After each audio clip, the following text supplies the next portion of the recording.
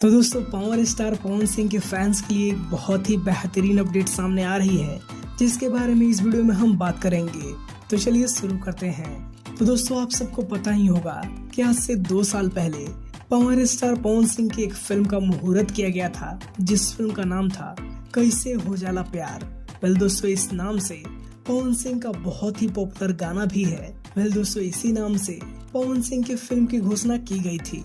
Well आपको बता दें कि इस फिल्म की शूटिंग बहुत जल्द शुरू की जानी है और दोस्तों इस फिल्म की शूटिंग यूपी में ही शुरू होगी।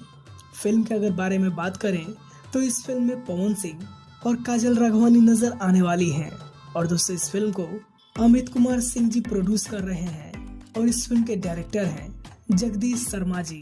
पावर स्टार पवन सिंह और काजल राघवानी की जोड़ी इस फिल्म में आपको देखने को मिलेगी और दोस्तों ये एक लव रोमांस मूवी होने वाली है जो कि आप सबको बहुत पसंद आएगी। वेल दोस्तों साथ ही साथ आपको ये भी बता दें कि पावर स्टार ने अपनी फिल्म की शूटिंग कल से शुरू कर दी है, यानी कि 23 तारीख को अयोध्या पहुंच चुके हैं, जहां पे धर्मा फिल्म की शूटिंग की जानी है। दोस्तों धर्मा फिल्म में काजल राघवानी और पावर स्टार पवन सिंह नजर आने वाले हैं और लगभग 1 महीने तक इस फिल्म की शूटिंग होनी है।